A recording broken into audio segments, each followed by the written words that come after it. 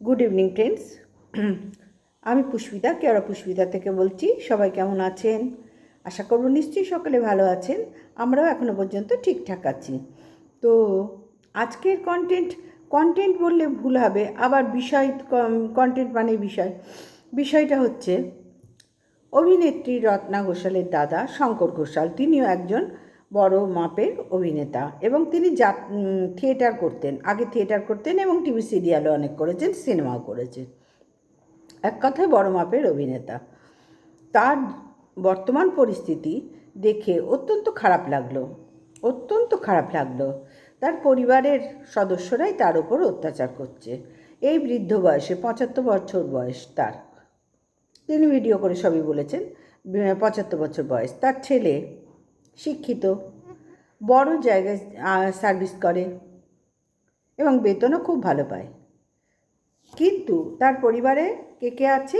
তিনি, তার স্ত্রী, তার একমাত্র পুত্র, তার বৌমা এবং নাতি, এই নিয়ে তার পরিবার। কিন্তু সেই পরিবারে তার কোনো স্থান নেই। তিনি অত্যাচারের শিকার। পরিবারে তার স্ত্রী অত্যাচার করে, ছেলে তো করেই, নাতি করে, সবাই করে এবং ছেলেকে সাপোর্ট তার মাও করে। যে সারা জীবন বন্ধুরা অভিনয় করে এলো, শিল্পী মানেই না তার মনটা কিন্তু অনেক বড় মাপের হয়। শিল্পী মানুষরা ছোটোখাটো জায়গায় আবদ্ধ থাকে না, মনটা ছোটোখাটো জায়গায় আবদ্ধ রাখা সম্ভব নয়, অনেক বড় মাপের হয়। তো সেখানে দাঁড়িয়ে তিনি যে কথাগুলো ভিডিওর মাধ্যমে আমাদের সকলের উদ্দেশ্যে বললেন, শুনে অত্যন্ত খারাপ লেগেছে। তার ইমিডিয়েট উচিত পুলিশে খবর দেওয়া, পুলিশ প্রশাসনের কাছে খবর দেওয়া, মানে হেল্প চাওয়া, এবং হিউম্যান রাইটস কমিশনেও খবর দিয়ে তার যথাযথ, মানে তার ওপর যে অত্যাচার হচ্ছে এতদিন ধরে, বহু বছর ধরেই হচ্ছে, সেই বিষয়গুলো তিনি তাদের কাছে তুলে ধরুক। আমরা যতটা তুলে ধরে তার উপকার হবে, তার চেয়ে বেশি অনেক উপকার হবে হিউম্যান রাইটস কমিশনে বললে, আর পুলিশ কমিশনের কাছে এই বিষয়গুলো বলুন। উনি অনেক বেশি ওনার কাজে লাগবে। উনি একটা ন্যায্য জায়গায় বিচার পাবেন। এবং আর্টিস্ট ফোরাম কমিশনই বলে, যাই হোক, ফোরামে বললেও, শিল্পীদেরও তো একটা সংগঠন আছে, সেইখানে বললেও তিনি অনেকটা হেল্প পাবেন, কারণ আমাদের এই প্রজন্মে বৃদ্ধ হয়ে গেলে, সবার ক্ষেত্রে কিন্তু নয়, আমি সবার কথা বলছি না, আজকে আমি বলছি বেশিরভাগ ক্ষেত্রে এখন দেখা যাচ্ছে বৃদ্ধ বাবা মাকে অত্যাচার করব, তার পয়সায় খাবো, তার বাড়িতেই তাকে অত্যাচার করব, তার কোনো কথা শুনবো না, তাকে খেতে দেবো না, ঠিক মতন শুতে দেবো না, বৃদ্ধ বয়সে যেটা দরকার কোনোটাই সে দেবো না, তাকে অত্যাচার করে। এমনি তো মেরে ফেলার ক্ষমতা কাউরির নেই, যতক্ষণ ওপরওয়ালা মারছেন, কারণ উনিই তো আমাদের পাঠান না। সুতরাং যতক্ষণ আয়ু ততক্ষণ তো ওনাকে থাকতেই হবে, আমাদের সবাইকে থাকতে হবে, কাউরির ক্ষমতা নেই হুট করে মেরে ফেলার। সে মারতে গেলেও কিন্তু বেঁচে উঠব, এই রকমই ব্যাপার। ওপরওয়ালা বলে না, রাখে হরি তো মারে কে, ঠিক তেমনি ওনাকে, ওনার ছেলে আবার ব্যায়ামও করে শুনছি, ভালো ইনকাম করে, কিন্তু ওনার পয়সায় ছেলে বসে বসে খেয়েছে। তার যখন বাচ্চা হয়, ছেলের যখন ওনার যখন নাতি হয়, তখন সে ছোট্ট ছিল এবং অসুস্থ হচ্ছিল, তখন বৌমা কান্নাকাটি করে বলেছিল ওনাকে, এবং তিনি ওনার যা হয় পরিবারের সদস্য, হেড অফ দ্য ফ্যামিলি, সে তখন তৎক্ষণাৎ তার এই পয়সা দিয়েই পুরো ট্রিটমেন্ট করিয়েছেন, নার্সিংহোমে রেখে খরচাপত্র সমস্ত কিছু অভিনেতা শঙ্কর ঘোষাল পে করেছেন, সমস্তটাই। কিন্তু তারপরেও তাকে অত্যাচার সহ্য করে যেতেই হচ্ছে, তার ছেলের অত্যাচার, মেনলি তার ছেলের অত্যাচার। যখন তখন এসে মাথায় ঘুষি মারে। উনি অনেক টুকরো ঘটনা বলেছেন, কিন্তু অত ঘটনা বলার আমার মনে হয় না দরকার আছে। এখন আরেকটা দিকও বিচার করার আছে। সোশ্যাল মিডিয়ায় কিছুদিন আগে দেবলীনাও বলেছিল, আবার সায়কও করলো, তারপরে উনি এলেন। মানে সোশ্যাল মিডিয়ায় না বলে এগুলো যেখানে যেখানে বললে হবে, কাজ হবে। এনারা তো আরও মানে কি বলবো, পরিচিত পরিচিত এনাদের সর্বত্র চেনে। তাহলে এনারা সেই সব জায়গায় না গিয়ে এখানে এসে কেন বলছেন? ভিউজের জন্য বলছেন তো, আর তো কোনো কারণ দেখতে পাচ্ছি না। কারণ সোশ্যাল মিডিয়ায় যেটা বলা হবে সেখানে কিছু কমেন্টস যাবে, বেশি তো আর কিছু যাবে না। হয়তো কোনো সহৃদয় ব্যক্তি থাকলে সে তার অ্যাড্রেস চেয়ে, তার ফোন নাম্বার চেয়ে তাকে কিছু টাকা হেল্প করবে। যেমন এখন তার হাতে পয়সা নেই, দুদিন আগে তার হাতে পয়সা ছিল না, খাওয়ার পর্যন্ত কিছু ছিল না। তারই এক শিষ্য, মানে যেহেতু অভিনেতা শিষ্য তো থাকবেই, তারই এক শিষ্য তাকে 500 টাকা দিয়েছিলেন, তখন তিনি তাই সেই পয়সা দিয়ে খেয়েছেন। এরকমই তো হতে হয়। যখন এই বৃদ্ধ বয়সে তিনি এখন কি করবেন? কিছু তো করারও নেই। আর তিনি এখন টিভি সিরিয়ালেও থাকছেন না, তার অভিনয় ক্ষমতা আছে কিন্তু অভিনয় করার সুযোগ তিনি পাচ্ছেন না।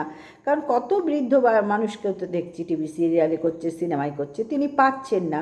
তিনি এখন কি করবেন? এই সোশ্যাল মিডিয়ায় এসে ওনার দুঃখের কথা বলছেন। কিন্তু আমার মনে হয় না এই সোশ্যাল মিডিয়ায় বললে উনি কোনো হেল্প পাবেন। এটা জাস্ট প্রচারের জন্যই উনি বলেছেন এবং ভিউজের জন্যই বলেছেন, আর কিছু না। কারণ ওনার হাতে তো টাকার দরকার, সেই অর্থেই উনি এখানে বলেছেন এবং এরপরে আরও বলেছেন। তো সেই জায়গায় দাঁড়িয়ে এত বড় একটা অভিনেতার সন্তানকে ডিগ্রিধারী করেছেন কিন্তু মানুষ করতে পারেননি। আবার দেখতে গেলে পুরো মানুষ করার দায়িত্ব বাবা মায়েরও থাকে না। একটা সময়ের পরে মানুষ সবার নিজের তাগাদা থাকে, যে আমাকে বাবা মা এত পরিশ্রম করে বড় করেছে, শিক্ষা দীক্ষা দিয়েছে, যোগ্যতাও আছে, আমাকে কিছু করতে হবে, বাবা মায়ের পাশে দাঁড়াতে হবে। এই যে একটা মানসিকতা থাকা দরকার, সেটা এখনকার দিনে প্রায় বিলুপ্তর পথে চলে যাচ্ছে।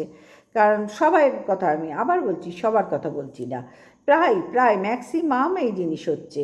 আর সোশ্যাল মিডিয়ায় যেহেতু প্রচারের মাধ্যম, সেই জন্যই তিনিও এখানে সুযোগ নিলেন প্রচার, মানে ওনার দুঃখ কষ্ট বলার। আমার মনে হয় সেইটাই। হয়তো আমার ভুলও হতে পারে, বলতে পারছি না। কিন্তু আমি যা দেখলাম এতদিন ধরে সোশ্যাল, মানে দেবলীনার ক্ষেত্র দিয়ে, তার আগেও দেখেছি, যেমন কি বলবো, ওই যে কৌশিক বন্দ্যোপাধ্যায় আর শ্যামল মিত্রের মেয়েকে বিয়ে করেছিলেন, মনোবীণা দেবীকে, তিনিও এখানে সোশ্যাল মিডিয়ার মাধ্যমেই তার সৈকত মিত্রের সাথে যে সমঝোতা, ভুল বোঝাবুঝি ব্যাপারটা, যে ওনাদের মধ্যে যে গণ্ডগোল হয়েছিল, সেগুলোও এখানেই বলেছেন। এবং এই টিভি নিউজ চ্যানেলগুলো আছে না, তারাই এখানে তুলে ধরেন। কিন্তু ইনি শঙ্কর ঘোষাল যখন বলছেন সত্যি খারাপ লেগেছে, কিন্তু এখানে বলে তো উনি যতটা উপকার না পাবেন, ওই সব জায়গায় বললে ওনার দুঃখ কষ্টের সুরাহা হবে বলে আমি মনে করি। সুতরাং বন্ধুরা, এখনকার দিনে সোশ্যাল মিডিয়াটা এমন হয়ে গেছে না, মানে কেউ মারা গেলে, যেরকম মহুয়াকেও নিউজ চ্যানেলে দেখছি, মহুয়াকে নিয়েও কাজ করছে। আজকে দেখলাম মহুয়াকে নিয়ে কোনো একটা নিউজ চ্যানেল কাজ করছে, এই একই শাশুড়ির মৃত্যুর উপরেই ভিডিও করছে কোনো একটা নিউজ চ্যানেল। ক্যালিফোর্নিয়ার মহুয়াদি বলে বলছে। বুঝতে পারছো মহুয়া কত বড় মাপের ইউটিউবার হয়ে গেছে। কিন্তু তার এই শাশুড়ি মারা যাওয়ার ঘটনাটার পর থেকে মহুয়া সমালোচনার সম্মুখীন হয়ে গেল। কিছু করার নেই, কারণ সোশ্যাল মিডিয়া এমন একটি জায়গা যে এখানে এখন সবাই কি বলবো, মৃত্যুটাকেও ভিডিও করে দেখাতে হচ্ছে। এই যে দুঃখ কষ্ট, এখনকার দিনে সন্তানরা, শঙ্কর ঘোষালের কথা বলছি, সন্তানরা তারা ম্যাক্সিমাম বাইরে চাকরি বাকরি করে, হাইফাই লেভেলে চলে যায়, তখন তারা বাবা মাকে কী করবে, একটা সময়ের পরে তো বৃদ্ধাশ্রমে দিয়ে দেয়। কেন এই জিনিসগুলো এত বেড়েছে এখনকার দিনে? ভাবো, কেন এই জিনিসগুলো এখনকার দিনে এত বেশি বেড়েছে? কারণ তারা যে পজিশানে চলে যায়, অনেকের হয়তো মানসিক ইচ্ছা থাকলেও করার উপায় থাকে না, আবার অনেক ইচ্ছা করেই করে না, কারণ ওইখান থেকে তার কেরিয়ার আর ফিরিয়ে আনবে না, যার জন্যে সে করতে চায় না। বাবা মাকে নিয়ে গেলে তারও বেশ খানিকটা অসুবিধা হবে, ভালো অসুবিধা হবে তাদের লাইফস্টাইলে, কি বলবো, কাবাব মে হাড্ডি হয়ে যাবে। আবার এখানে থেকেও তখন তারা করে কি, বৃদ্ধাশ্রমে দিয়ে দিল। একটা জায়গায় তো ঠেক পেলো, কিন্তু বৃদ্ধাশ্রমে থাকা যে কী যন্ত্রণাদায়ক, তাহলে সব বৃদ্ধাশ্রমের কথা আমি বলছি না, এমন ভালো বৃদ্ধাশ্রম আছে যারা থেকে না এই সে মানে বার্ধক্য বয়সে তারা অনেক বন্ধু পায়, অনেক আনন্দে থাকে। সেই সব বৃদ্ধাশ্রমের মানে থাকার ব্যবস্থা, খরচা তো অবশ্যই, কিন্তু পয়সা থাকলে ভূতের বাবারও শ্রাদ্ধ করা যায়। তেমনি বৃদ্ধাশ্রমে শেষ বয়সটায় থাকলে, হাতে পয়সা থাকলে সব অনেক শান্তিতে থাকা যায়। আমি মনে করি অনেক শান্তিতে থাকা যায়। সবার জন্য বলছি না, কিন্তু আবার বললাম, আমি সবার জন্য বলছি না। সুতরাং বন্ধুরা, এই যে শঙ্কর ঘোষালের ঘটনাটা শুনে খুব খারাপ লাগলো। উনি অনেক স্ল্যাং ল্যাঙ্গুয়েজ ব্যবহার করেছেন, যেগুলো আমার প্রয়োজন মনে করলাম না ব্যবহার করার। কারণ ভিডিও করছেন, অথচ এরকম স্ল্যাং ল্যাঙ্গুয়েজ ওনার নাতি বলছে, ছেলে বলছে, সত্যি খারাপ লাগছে শুনে। উনি তো সেই স্ল্যাং ল্যাঙ্গুয়েজগুলো অ্যাভয়েড করে ভিডিওটা করতে পারতেন।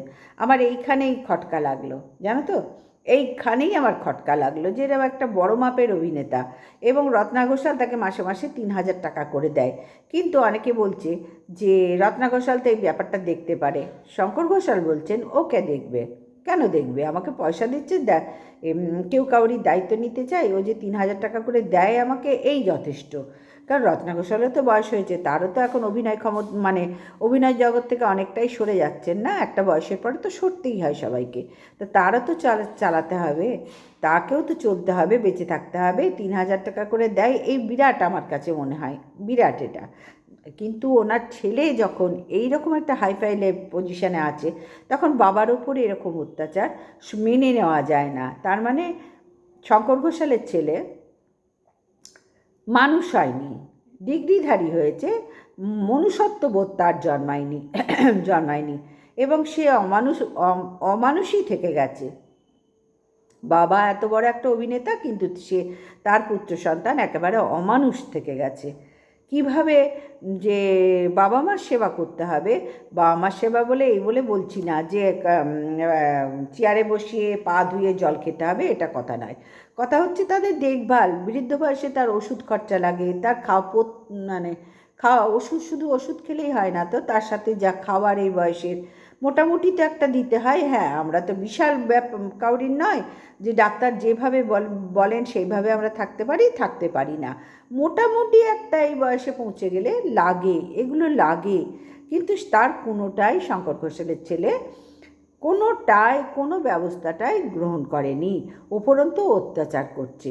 কিন্তু আমার কথা হচ্ছে, অত বড় মাপের অভিনেতা, তিনি এই স্ল্যাং ল্যাঙ্গুয়েজগুলো ব্যবহার না করলেই পারতেন। বড্ড মানে দৃষ্টিকটু তো বলবই, কিন্তু কর্ণকটুও লেগেছে, শ্রবণকটু লেগেছে, এতে শুনি শ্রবণকটু লেগেছে, বড্ড বেশি লেগেছে। যার জন্যে বারবার এবং রিপিটেডলি উনি অনেকবার সেগুলো উচ্চারণ করেছেন, খুব খারাপ লেগেছে।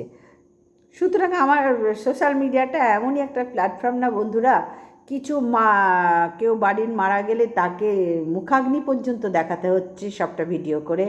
আবার এই রকম পজিশান যাদের হচ্ছে, মানে যা হচ্ছে সেটাও স্ল্যাং ল্যাঙ্গুয়েজ ব্যবহার করতে হচ্ছে, সব কিছু করতে হচ্ছে। কিসের জন্য বন্ধুরা? সেই এক ঘুরে ফিরে কিন্তু একটা গতেই আসছি আমরা, পয়সা, পয়সা আর পয়সা।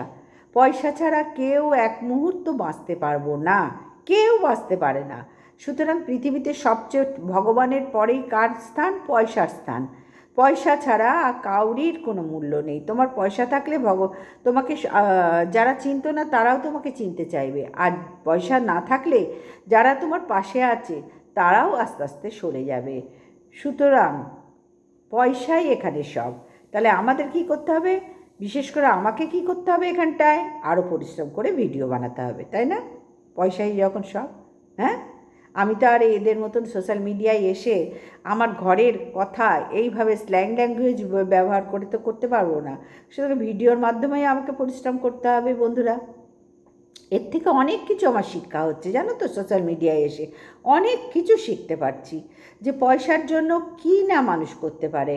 তার এই ব্যাপারগুলো, শঙ্কর ঘোষালের এই ব্যাপারগুলো এখানে না বলে তিনি হিউম্যান রাইটস কমিশনে বলুক না, তিনি আর্টিস্ট ফোরামে গিয়ে বলুক না, তিনি পুলিশ কমিশনার কাছে গিয়ে বলুক না, প্রশাসনিক ব্যবস্থা নিন না, সেগুলো সব ধামাচাপা পড়ে সোশ্যাল মিডিয়ায় প্ল্যাটফর্মে তাকে এসে এবং বাজে কথা, খারাপ কথা বলে বলে সেগুলো প্রচার করতে হচ্ছে। বড্ড হাসি পাচ্ছে এখনকার দিনে, না, বড্ড হাসি পাচ্ছে। দুঃখ তো অবশ্যই লাগছে, দুঃখ তো অবশ্যই লাগছে। আবার বলছে বাড়িটা, তার একটা ফ্ল্যাট আছে, তাদের একটা ফ্ল্যাট আছে মানে সন্তানের, সেই ফ্ল্যাটে যাচ্ছে না, বাবার বাড়িতেই বসে আছে। বা মানে শঙ্কর ঘোষাল বলছেন যে তোদের তো একটা ফ্ল্যাট আছে, সেখানে চলে যা। কিন্তু না, পুত্র সন্তান তার ঘরেই বসে আছে, তার ফ্ল্যাটেই, তার বাড়িতেই বসে আছে। সে অনেক পরিশ্রম করে এই বাড়িটা বানিয়েছে, তার বাড়িতেই বসে আছে। সুতরাং মানে কি বলবো, কি বলবো, যে এই সোশ্যাল মিডিয়ায় শঙ্কর ঘোষাল যখন জানেন যে তার ছেলে অত্যাচার করছে, তার স্ত্রী অত্যাচার করছে, তার নাতি অত্যাচার করছে, 5 বছরের না 6 বছরের নাতি অত্যাচার করছে, এবং বৌমার সাথে মনে হয় একটু হলেও সখ্যতা আছে, বলতে পারছি না, তো যাই হোক অত্যাচার করছে। তা আমার তো মানে আরও খারাপ লাগছে যে উনি কী করে সোশ্যাল মিডিয়ায় প্রচার করলেন, তাহলে ওনার ছেলের রিয়াকশানটা আরও খারাপ হবে। তো সেখানে সেই কথা কি উনি ভাবলেন না? উনি এসে বসে সোশ্যাল মিডিয়ায় বলতে বসে গেলেন, হ্যাঁ, বলতে বসে গেলেন বন্ধুরা। এই রিয়াকশানটা তো ওনার ছেলে স্ত্রী যখন দেখবে আরও খারাপ হবে। অথচ উনি থাম্বনেল দিয়েছেন, মানে কোনো একটা নিউজ চ্যানেলে দিয়েছেন তার ছেলে, নাতি, পুত্রবধূ এবং নিজের স্ত্রী মানে সঙ্গে ছবি দিয়েছেন। তোমরাই বলো, তোমরাই চিন্তা করো বিষয়গুলো, যে কোথাকার জল কোথায় গড়াচ্ছে। এই ঘটনাগুলো উনি যে বলছেন, ওনার ছেলে যদি সত্যিকারের অত্যাচারিত হয়, তাহলে একদিন বলে এমন মাথায় মেরেছে তার শরীর খারাপ করেছে, লাঠিটা ভেঙে দিয়েছে, মানে এই রকম কথা। সবটাই কি বিশ্বাসযোগ্য? সবটাই কি বিশ্বাসযোগ্য? এখানে বিশ্বাসযোগ্য? তোমরা বিশ্বাস করতে পারো এগুলো? আমার তো ভালো খটকা লাগছে। আর এই খটকাটার জন্ম নিয়েছে সোশ্যাল মিডিয়ার বেশ কিছু মানে কি